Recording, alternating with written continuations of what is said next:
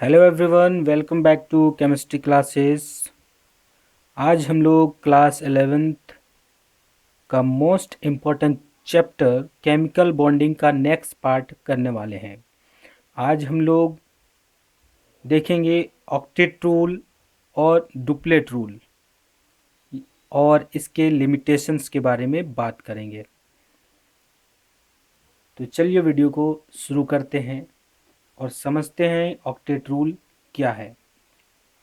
पिछले वीडियो में हम लोगों ने हमेशा ऑक्टेट रूल और डुप्लेट रूल का जिक्र किया। हम लोग जानेंगे ऑक्टेट रूल क्या है और डुप्लेट रूल क्या है। देखते हैं। According to this rule, all the elements except hydrogen atom attain 8 electrons in their valence shell to get stable electronic configuration like inert gases। क्या कह रहा है?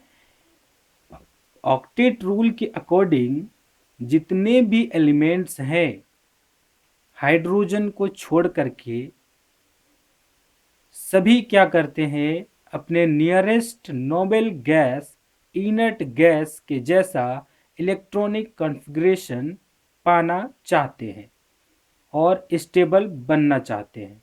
ठीक है, इसके लिए क्या करते हैं, इलेक्ट्रॉन गेन करते हैं, लूज करते हैं या फिर शेयरिंग करते हैं। फिर से देखते हैं।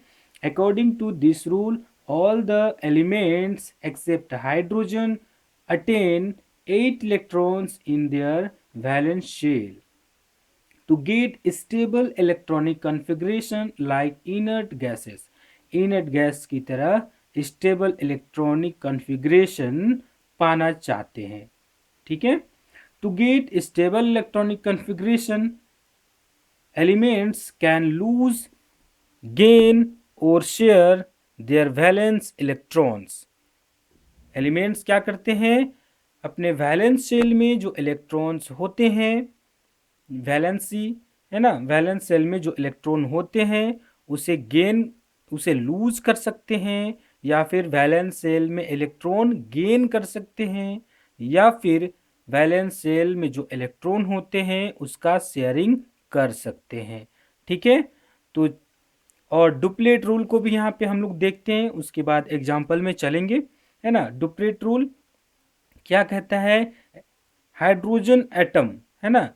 सिर्फ डुप्लेट रूल जो है कि हाइड्रोजन एटम के लिए, है ना, यहाँ पे क्या हो रहा है, हाइड्रोजन एटम के लिए लागू हो रहा है कि हाइड्रोजन एटम अटेन 2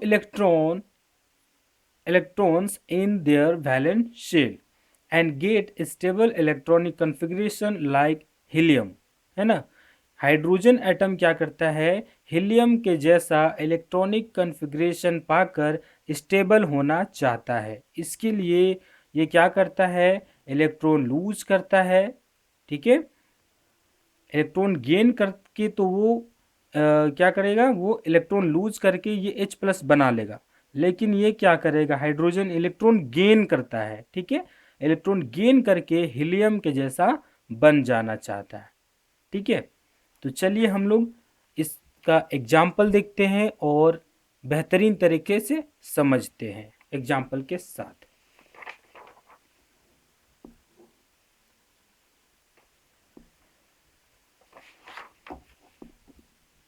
जैसे एग्जाम्पल हम लोग लेते हैं, कुछ एग्जाम्पल जैसे कि HCl,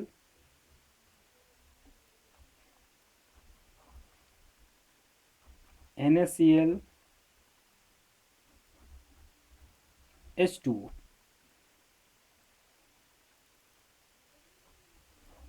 CH4, etc एक्सेट्रा।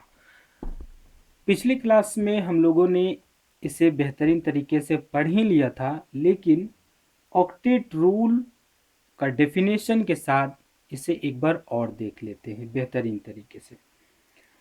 हम लोग हाइड्रोजन, पहले फर्स्ट एग्जांपल हम बात करते हैं हाइड्रोक्लोरिक एसिड HCl का। तो हाइड्रोजन का एटॉमिक नंबर क्या होता है, 1 होता है, इसका वैलेंसी 1 होता है। ठीक है, जिसको कुछ इस तरह से रिप्रेजेंट करते हैं। और क्लोरीन का क्या होता है 17 होता है, तो इसको 7 इस तरह से रिप्रेजेंट करते हैं, इस तरह से शो करते हैं। लुईस डॉट स्ट्रक्चर कहते हैं इसे, ठीक है। लुईस डॉट स्ट्रक्चर को इस तरह से बनाते हैं। और ये हाइड्रोजन क्या किया, डुप्लेट रूल को फॉलो किया, ये 2 इलेक्ट्रॉन अपने आउटरमोस्ट शेल में हो जाता है। और क्लोरीन के पास 8 इलेक्ट्रॉन हो गया, तो क्या बना लिया, HCl बना लिया, ठीक है। देखते हैं कि हाइड्रोजन का एटॉमिक नंबर 1 होता है, इसका वैलेंसी 1 होता है, ठीक है। और हीलियम का क्या होता है, एटॉमिक नंबर 2 होता है ना। इसका मतलब वैलेंस इलेक्ट्रॉन कहेंगे यानी 2 होता है, वैलेंसी 0 होता है, लेकिन वैलेंस शेल में जो इलेक्ट्रॉन है वो 2 होता है इसका। अब ये हाइड्रोजन क्या करेगा, इसके जैसा स्टेबल होना चाहेगा, क्योंकि ये हीलियम जो है, ये हीलियम क्या है, स्टेबल है। और हाइड्रोजन के नज़दीक, है ना, हाइड्रोजन के नज़दीक एलिमेंट कौन है, हीलियम ही है। तो ये क्या करेगा, हीलियम के जैसा बनना चाहेगा, ठीक है। तो इसके लिए ये क्या करेगा, हाइड्रोजन के पास ये जो के सेल है, के सेल में एक ही इलेक्ट्रॉन है, ठीक है, क्योंकि एटम इसका एटॉमिक नंबर 1 होता है तो इलेक्ट्रॉन 1 ही होगा, प्रोटॉन 1 होता है, ठीक है। तो एक इलेक्ट्रॉन है तो इसका जब डिस्ट्रीब्यूशन होगा, इलेक्ट्रॉनिक कॉन्फ़िगरेशन जब लिखा जाएगा, तो इसका के सेल में एक ही इलेक्ट्रॉन आएगा, यानी इसका वैलेंसी 1 होगा। अगर हाइड्रोजन को एक इलेक्ट्रॉन कहीं से मिल जाए, एक इलेक्ट्रॉन मिल जाए, तो इसके पास कितना इलेक्ट्रॉन हो जाएगा, 2 इलेक्ट्रॉन हो जाएगा ना, ठीक है। और 2 इलेक्ट्रॉन पाकर ये कैसा हो जाएगा, देखिए हाइड्रोजन के पास एक इलेक्ट्रॉन ऑलरेडी है और एक इलेक्ट्रॉन इसको प्रोवाइड करा देते हैं, तो इसके पास टोटल क्या हो जाएगा, हाइड्रोजन के पास 2 इलेक्ट्रॉन हो जाएगा और ये माइनस चार्ज आ जाएगा, ठीक है। ये किस कौन सा चार्ज, माइनस चार्ज आ जाएगा, इसके पास 2 इलेक्ट्रॉन आ जाएगा, है ना। अब 2 इलेक्ट्रॉन पाकर ये किसके जैसा हो जाएगा, हीलियम के जैसा हो जाएगा, क्योंकि हीलियम के पास 2 इलेक्ट्रॉन है। जैसे एक एग्जाम्पल समझ लीजिए कि यहाँ पे हाइड्रोजन स्टेबल होना चाहता है हीलियम के जैसा, हीलियम तो बन नहीं जाएगा, ये हीलियम के जैसा स्टेबल होना चाहता है। इसी क्रम में क्या करता है, ये इलेक्ट्रॉन गेन कर लेता है, ठीक है, इलेक्ट्रॉन गेन करता है, ठीक है। मेटल्स का टेंडेंसी होता है वो लूज करता है, और ये कि नॉन मेटल है ये हाइड्रोजन, तो ये गेन कर लेता है। तो इलेक्ट्रॉन गेन करके ये अपना डुप्लेट रूल को फॉलो कर लेता है, डुप्लेट रूल को फॉलो कर लेता है। इसके वैलेंस शेल में 2 इलेक्ट्रॉन आ जाने से ये हीलियम के जैसा स्टेबल हो जाता है। एक एग्जांपल लेते हैं, मान लेते हैं कि आपके आसपास में कोई व्यक्ति जो है कि वो क्या हो जाता है, एक IAS ऑफिसर बन जाता है, ठीक है, IAS ऑफिसर बन जाता है या कोई बड़े मुकाम पे पहुंच जाता है, ठीक है।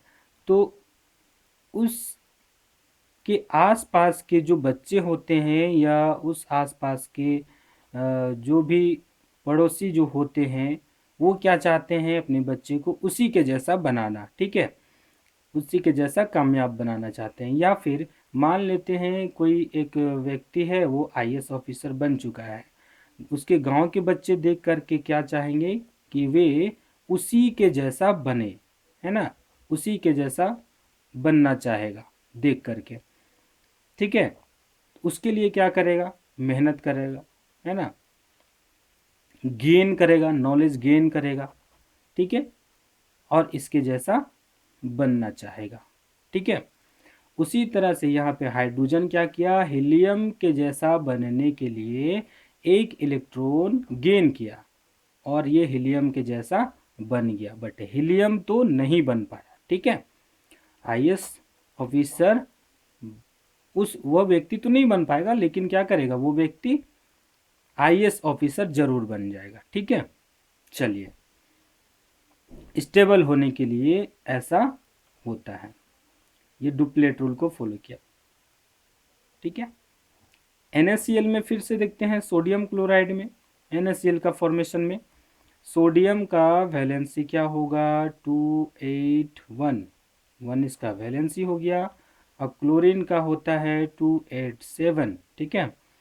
तो एक इलेक्ट्रॉन ये क्या हो जाएगा, इसके पास एक इलेक्ट्रॉन होता है, 1 2 3 4 5 6 7, एक इलेक्ट्रॉन इसको लूज कर दिया तो ये क्या बना गया, Na+ हो गया और Cl के पास टोटल 8 इलेक्ट्रॉन्स आ जाते हैं तो Cl-। इसके बीच में NaCl बन जाता है, सोडियम क्लोराइड के बीच में ये बॉन्ड बन जाता है, आयनिक बॉन्ड का फॉर्मेशन हो जाता है। तो देखिए यहाँ पे क्या किया, ये क्लोरीन क्या किया, ऑक्टेट रूल को फॉलो किया, सोडियम भी क्या किया, ऑक्टेट रूल को फॉलो किया। ठीक है, अब देखिए इसके पास कितना इलेक्ट्रॉन हो गया डोनेट करने के बाद, जब डोनेट कर दिया इस इलेक्ट्रॉन को तो इसके पास कितना इलेक्ट्रॉन बच गया बताइए, इसके पास 10 इलेक्ट्रॉन, और इस क्लोरीन के पास भी कितना इलेक्ट्रॉन हो गया, क्लोरीन के पास 18 इलेक्ट्रॉन्स हो गया। अब ध्यान में रखिए कि 10 इलेक्ट्रॉन्स किसके पास है, किसके पास होता है, यानी 10 इलेक्ट्रॉन्स नियोन के पास होता है। एटॉमिक नंबर नियोन का क्या होता है, 10 होता है, यानी 10 इलेक्ट्रॉन्स नियोन के पास होता है। तो ये जो सोडियम है अपना इलेक्ट्रॉन लूज करके किसके जैसा बन गया, नियोन के जैसा स्टेबल बनना चाहा। ठीक है, और जो क्लोरीन है, क्लोरीन क्या किया, इसके पास 18 इलेक्ट्रॉन्स आ गए। ठीक है, तो 18 इलेक्ट्रॉन्स किसके पास होते हैं, 18 इलेक्ट्रॉन्स आर्गन के पास होते हैं। इसका एटॉमिक नंबर क्या होता है, 18 होता है।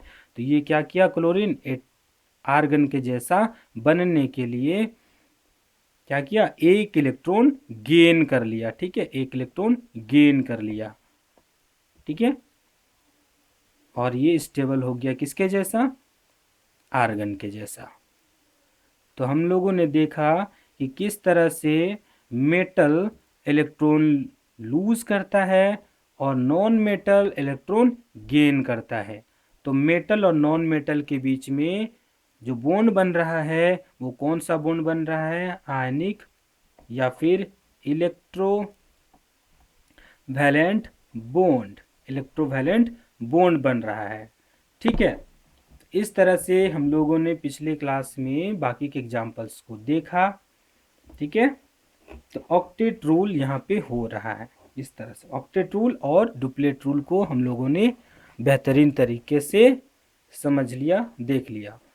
और आप लोग क्या करिएगा, ये HCl का सॉरी CH4 का और H2O का लुईस डॉट स्ट्रक्चर, यानी इस तरह से स्ट्रक्चर बना करके खुद से इसे प्रैक्टिस करिएगा, क्योंकि पिछली वीडियो में हम लोगों ने इसे कर चुका है हम। ठीक है, हम लोगों ने कर लिया है। तो चलिए आगे देखते हैं ऑक्टेट रूल का लिमिटेशंस। ठीक है, ऑक्टेट रूल का लिमिटेशंस के बारे में हम लोग देखते हैं क्या लिमिटेशंस है।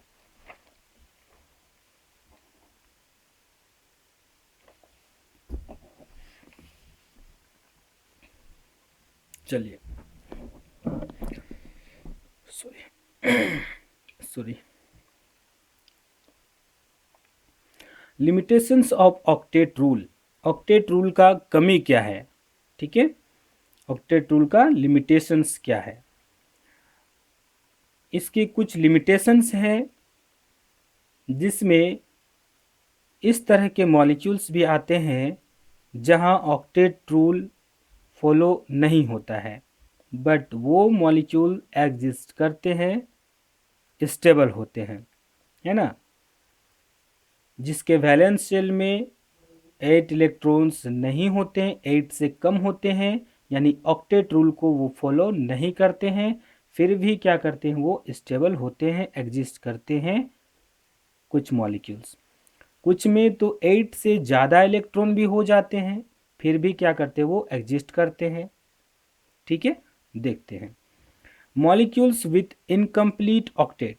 पहला लिमिटेशन क्या है, मॉलिक्यूल्स विथ इनकम्प्लीट ऑक्टेट, ऐसे मॉलिक्यूल्स भी हैं जिसका वैलेंस शेल में 8 इलेक्ट्रॉन्स नहीं हो पाते हैं, मतलब जब वे बॉन्ड बनाते हैं, शेयरिंग करते हैं, तो उसके आउटर उसके सेल में क्या होते हैं, 8 इलेक्ट्रॉन्स नहीं हो पाते हैं, इनकम्प्लीट ऑक्टेट होते हैं। ठीक है, दूसरा क्या है, मॉलिक्यूल्स विथ एक्सपेंडेड ऑक्टेट, है ना, कुछ मॉलिक्यूल्स ऐसे भी हैं जिसके पास 8 से ज़्यादा इलेक्ट्रॉन्स हो जाते हैं, फिर भी वे मॉलिक्यूल एग्जिस्ट करते हैं। Molecules with odd number of electrons, है ना, molecules with odd number of electrons, कुछ मॉलिक्यूल्स के पास ओड नंबर ऑफ इलेक्ट्रॉन्स होते हैं, ठीक है, फिर भी वे एग्जिस्ट करते हैं, ऑक्टेट रूल को फॉलो नहीं करते हैं, मतलब उसके पास 8 इलेक्ट्रॉन नहीं हो पाते हैं, ठीक है। चलिए एक एक करके हम लोग देखते हैं। फर्स्ट क्या है, मॉलिक्यूल्स विथ इनकम्प्लीट ऑक्टेट। पहला लिमिटेशन क्या है, molecules with incomplete octet. Octet rule would not explain the stability of molecules having incomplete octet, है ना। ये जो ऑक्टेट रूल है एक्सप्लेन नहीं कर पाएगा किसे, कुछ उस मॉलिक्यूल्स को एक्सप्लेन नहीं कर पाएगा जिसके पास 8 इलेक्ट्रॉन्स नहीं है, यानी 8 से कम इलेक्ट्रॉन्स हैं, इनकम्प्लीट ऑक्टेट हैं, उसको ये ऑक्टेट रूल फॉलो, वो मॉलिक्यूल क्या करते हैं, ऑक्टेट रूल को फॉलो नहीं करते हैं, ठीक है। यहाँ पे ये जो रूल है ये फेल हो जाता है। फेल क्यों हो जाता है, क्योंकि वो मॉलिक्यूल एग्जिस्ट करता है, उस रूप में है, ठीक है। जैसे कि एक एग्जांपल बेरिलियम क्लोराइड का बात करते हैं, BeCl2, है ना, उसी तरह से BeF3 बेरिलियम फ्लोराइड भी आ जाएगा। जैसे देखते हैं बेरिलियम के पास इसका एटॉमिक नंबर क्या होता है, 4 होता है, इसका इलेक्ट्रॉनिक कॉन्फ़िगरेशन 2 होगा, K सेल में 2 और L सेल में भी 2 इसका होगा, यानी इसका वैलेंसी क्या हो गया 2। क्लोरीन का 17 होता है एटॉमिक नंबर 287, ठीक है, इसका वैलेंसी क्या हो गया, वैलेंस इलेक्ट्रॉन 7 हो गया, वैलेंसी -1 हो जाएगा। इस तरह से हम लोग देखते हैं कि क्लोरीन के पास, है ना। चलिए इसको बेहतरीन ढंग से देखते हैं फिर से। बेरिलियम क्लोराइड का बात करेंगे, ठीक है। अब दूसरा एग्जांपल हम लोग लेंगे बेरिलियम फ्लोराइड का।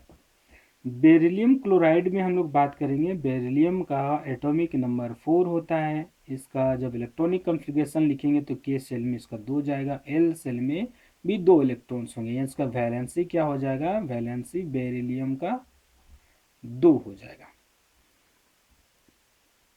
क्लोरीन का कितना हो जाता है वैलेंसी, एटॉमिक नंबर 17, 287, इसका वैलेंसी 7 हो जाएगा, यानी -1 वैलेंसी हो जाएगा। ऑक्टेट कंप्लीट करने के लिए 1 इलेक्ट्रॉन्स की आवश्यकता पड़ेगी, तो इसका वैलेंसी क्या हो जाएगा, -1। देखते हैं तो बेरिलियम यहाँ पे सेंट्रल एटम है और क्लोरीन इसके अगल बगल होंगे, एडजस्टमेंट है, क्लोरीन इसके अगल बगल होंगे।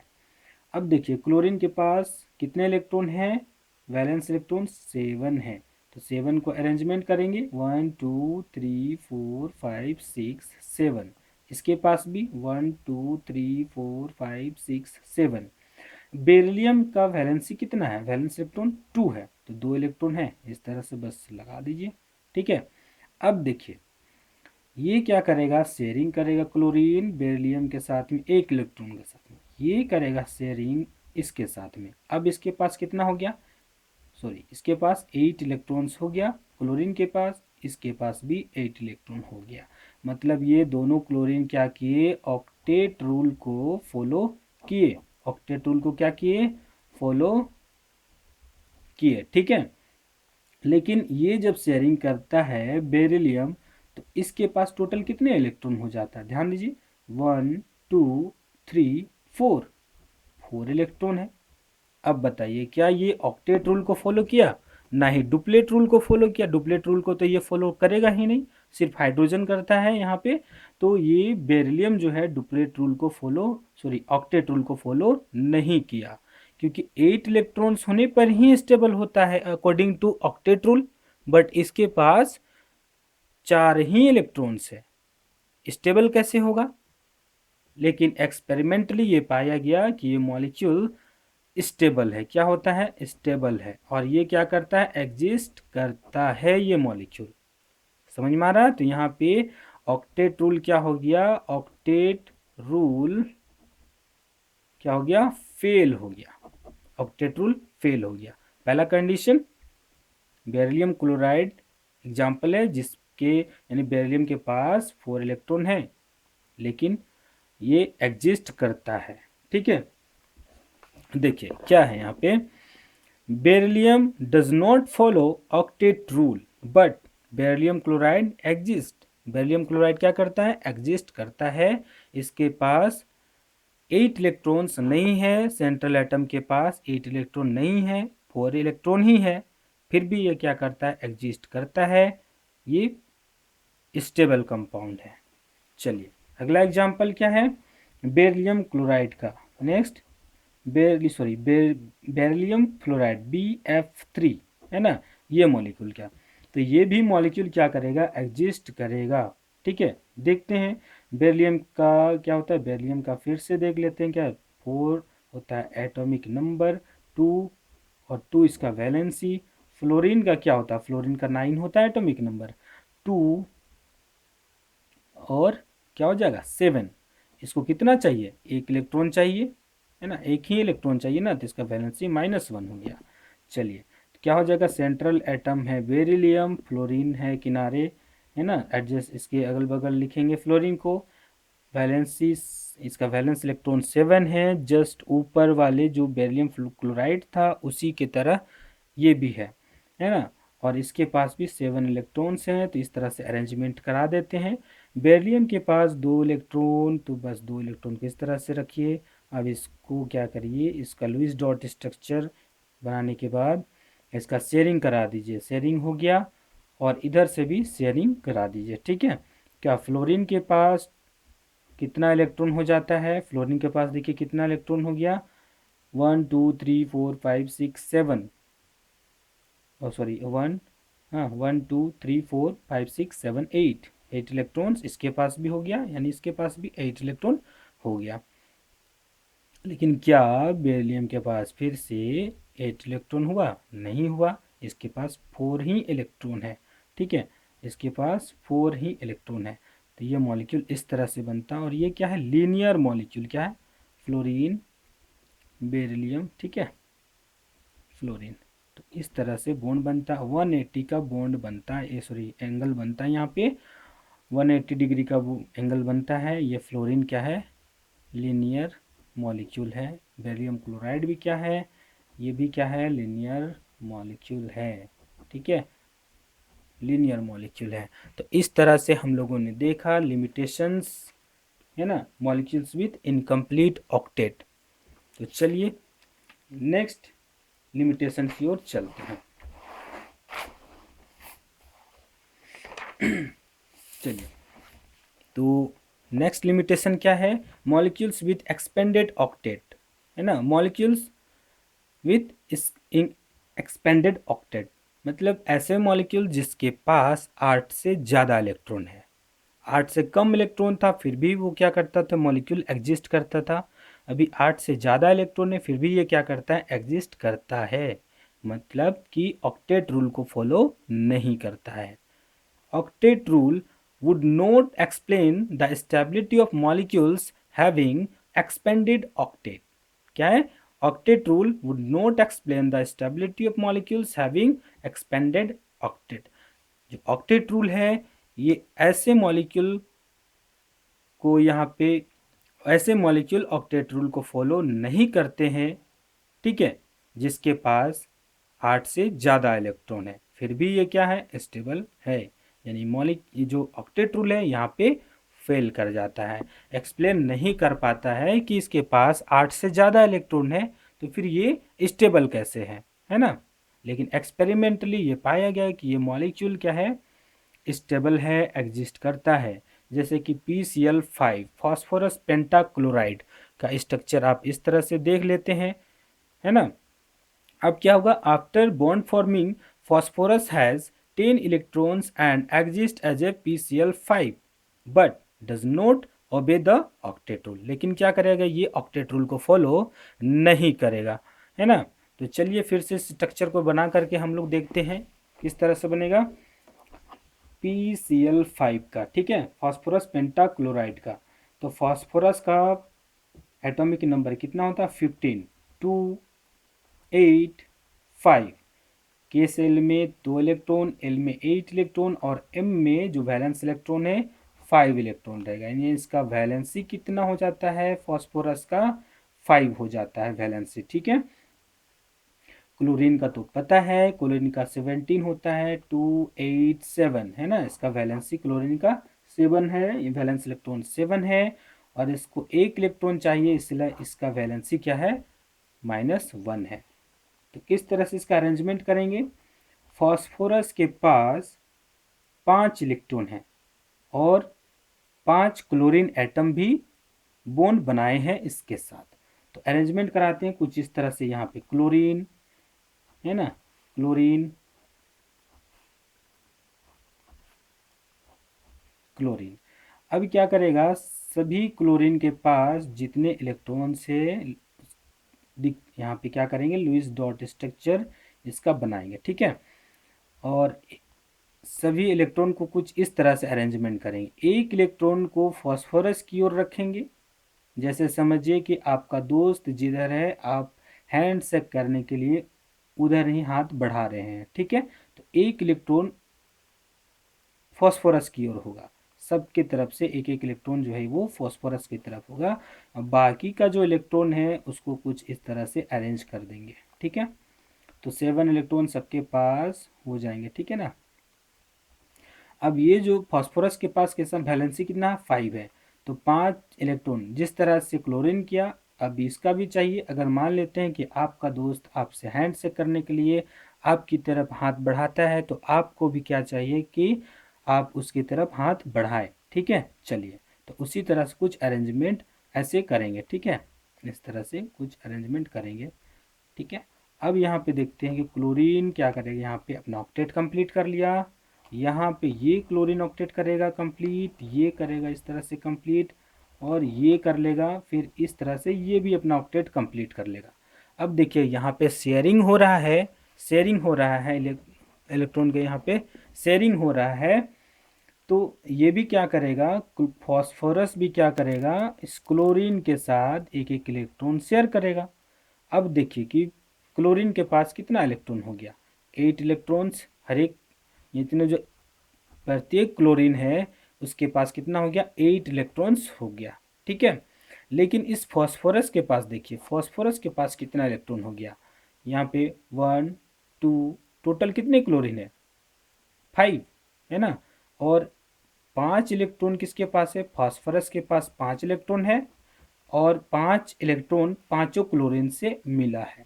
तो टोटल कितना इलेक्ट्रॉन हो गया, बताइए कितना हो गया, 10 इलेक्ट्रॉन्स हो गया। अब देखिए कि फॉस्फोरस के पास यहाँ पे 10 इलेक्ट्रॉन हो गया, तो अब बताइए क्या ये ऑक्टेट रूल को फॉलो किया, नहीं किया ना, ऑक्टेट रूल को फॉलो नहीं किया, क्योंकि इसके पास वैलेंस शेल में 10 इलेक्ट्रॉन्स हो गए। फिर भी क्या है, ये मॉलिक्यूल क्या करता है, एग्जिस्ट करता है, स्टेबल है, ये मॉलिक्यूल स्टेबल करता है, ऑक्टेट रूल को फॉलो नहीं करता है, does not obey the octet rule. ये जो मॉलिक्यूल है फॉस्फोरस पेंटाक्लोराइड जो है ना, फॉस्फोरस पेंटाक्लोराइड है, ये क्या करता है, ऑक्टेट रूल को फॉलो नहीं करता है, क्योंकि इस जो सेंट्रल एटम है फॉस्फोरस उसके पास 10 इलेक्ट्रॉन हो जाते हैं। ठीक है। 10 इलेक्ट्रॉन होने की वजह से क्या करेंगे, फॉस्फोरस जो है ये ऑक्टेट रूल को फॉलो नहीं करेंगे। ठीक है। ठीक है। तो चलिए नेक्स्ट, अगला जो लिमिटेशन है उसके बारे में हम लोग देखते हैं। अगला लिमिटेशन क्या है, molecules with odd number of electrons. ठीक है। ओड नंबर ऑफ इलेक्ट्रॉन्स 1, 3, 5, 7 इस तरह के इलेक्ट्रॉन्स होंगे टोटल। ठीक है। Octet rule would not explain the stability of molecules having odd number of electrons. जो ऑक्टेट रूल है ये एक्सप्लेन नहीं कर पाया ऐसे मॉलिक्यूल्स को जिसके पास ओड नंबर ऑफ इलेक्ट्रॉन्स हैं, विषम संख्या है इलेक्ट्रॉन्स के।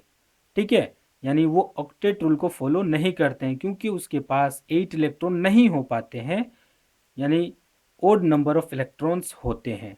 ठीक है, देखिए नाइट्रिक ऑक्साइड और नाइट्रोजन डाइऑक्साइड का एग्जाम्पल यहाँ पे है। तो चलिए फिर से इसे देखते हैं। पहला एग्जाम्पल क्या है, नाइट्रिक ऑक्साइड का। ठीक है, तो नाइट्रोजन का वैलेंसी एटॉमिक नंबर 7 होता है, 2 और 5 इसका क्या है, वैलेंसी है 5, वैलेंस